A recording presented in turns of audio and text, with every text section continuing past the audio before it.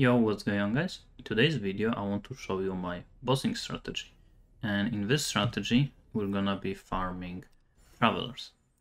So in case you don't know how to encounter traveler, you have to kill 4 watchers in either time mark 6, 7 or 8 maps, and in case you don't know, time mark 8 you activate in here, and after you kill 4 of them, these squares are gonna be lit up, and then you're gonna be able to encounter boss. And depending on which time mark you did the watchers, you're gonna get better loot, and encounter obviously is gonna be harder. And the main reason we're gonna be farming Traveler is because of Infinity build. So this strategy is actually very RNG, because Infinity is actually pretty rare, and a lot of other stuff is also very RNG that you drop from the bosses. So this build, so far I dropped once and I killed this boss 25 times. I don't know exactly what are the chances to drop it, but it looks like it is actually pretty rare. And the most important thing when you look at this build is this mod, random level 2 core talent. So let's actually look at the infinities on the auction house. So let's go to advanced and belts. So here you can go for infinity, and you're gonna see that they actually go for a lot of currency. Some of them obviously are pretty cheap if you get rid of bad corruption, and the mod in here is not something that people look for. But for example, let's look at this one. This one probably has a very good mod odds, or someone might just misprice it. But as you can see, there's a lot of them. This one is probably pretty good for someone that is using projectiles and so on. I would say average price of these belts is probably between 100 and 200 elementium. And the one that I had, I sold for 200, and it actually was pretty good. I don't remember what it had, but now I probably would be able to sell it for even more, because I actually dropped it very early on during the season. So yeah, this is the most important thing. And depending on how many infinities you're gonna drop, you're gonna make more money. But what are the other things? And you can see there is a lot of other legendary items, and also all of them have a lot of random modifiers. For example, there is this amulet, Warhorn, which has from -60 to +60 minion damage. Same thing with maximum synthetic troop minion quantity from -2 to 2, and same with overload cooldown recovery. So most of the time when you're gonna kill Traveler, you're gonna drop some bad items with bad mods, but from time to time, if you get good rolls on one of these items, you're actually going to be able to sell them for a lot of currency, especially if you're going to corrode them and get even better versions.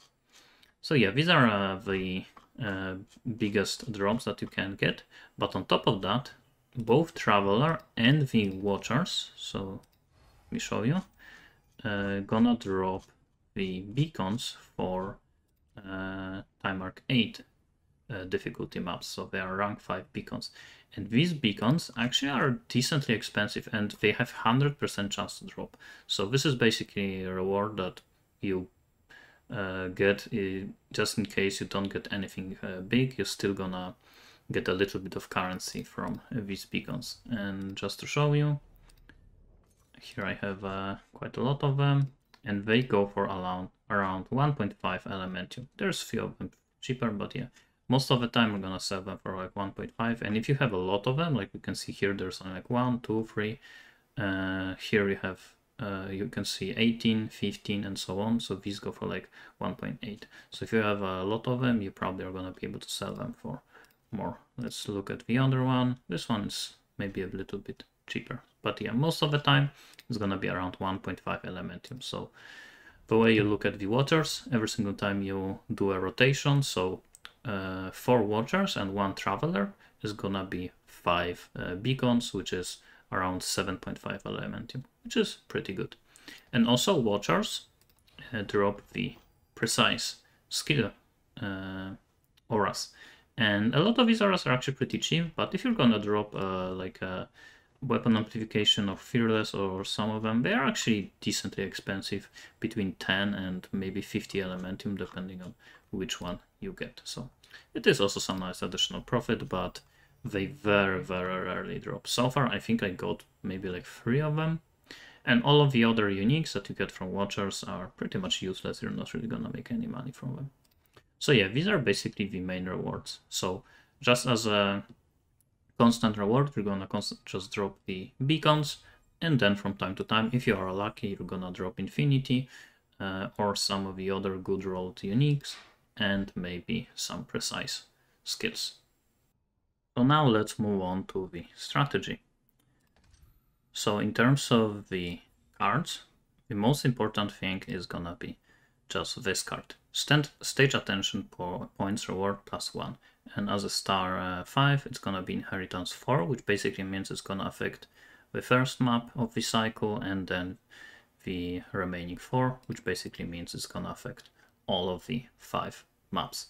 And that's pretty much the only card you need, because to just farm as many bosses per hour as possible, you're gonna just want to get the attention points to be able to encounter Watchers, and this is the only card that can give you that.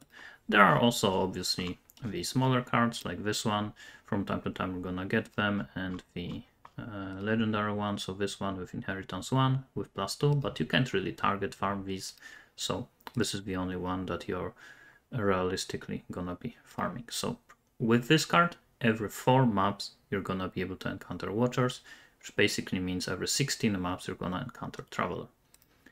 Other than that, to increase your chances to get pity, in case you don't get it, you can always go for the reserved, so it's gonna just remove 1 of the cards, and randomly it's gonna give you other 3, and one of them might be this one.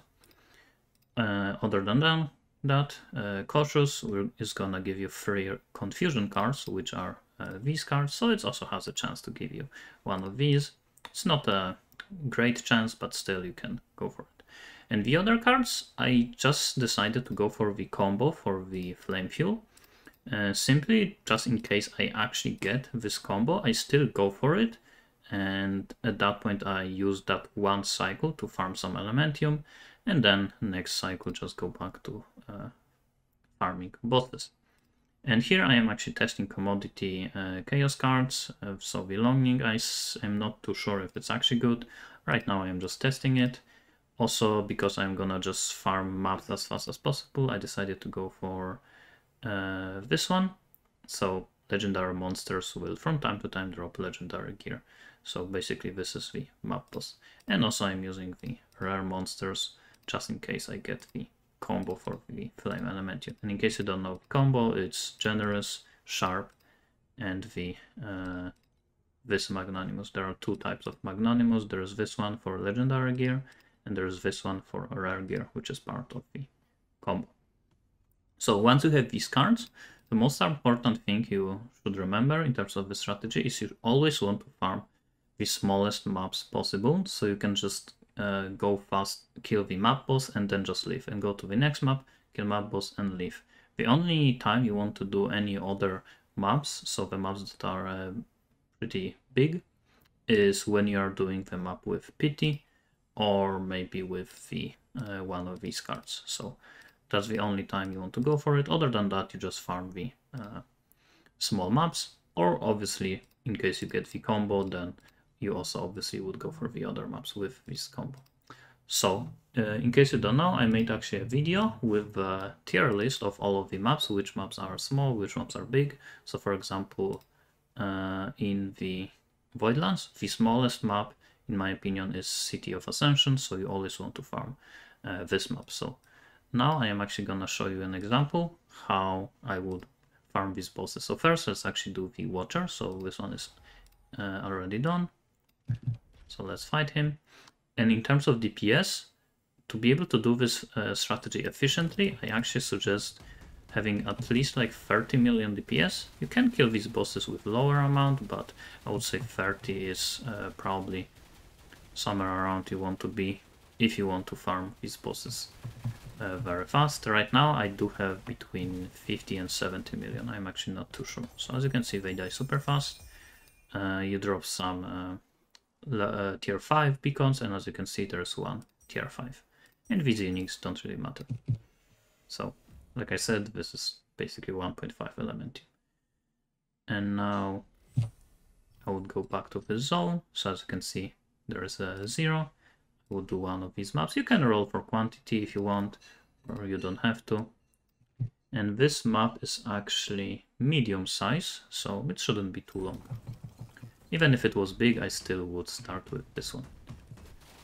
So like I said, I am just rushing to the boss. If I find some monsters on my way, obviously I kill them, but I am not target farming all of the other monsters. And knowing the map layouts is gonna be very important, just so you can encounter the bosses as fast as possible. Also, I am using the league mechanic. Sometimes, in case when I see good rewards, so for example, I would see compass here and this reward in here, then I actually would clear map a little bit, because these rewards are actually pretty good, especially if you get compasses. And now inheritance is active, so you can see it here. And now I would just farm for City of Ascension, because like I said, this is a very small map. So let me actually do it. Got some of my minions again. In this map, I would kill a little bit of the monsters just so I get one stack of league mechanic. I actually got Goddess of Hunting, which is another good thing about this strategy. You're gonna get them from time to time. And now I just kill them up, boss. And you get some loot. I would summon the league mechanic. And like I said, if I would get the compasses or something like that, then I would clear them up pretty much fully.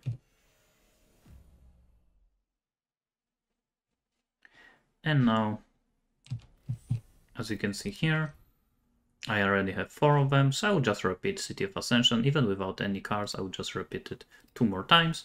Do this map, this boss. Then I would still have 1 cycle. I would do the remaining one, and then go again and again and again. And that's basically the whole strategy. So, thanks for watching, and see you next time.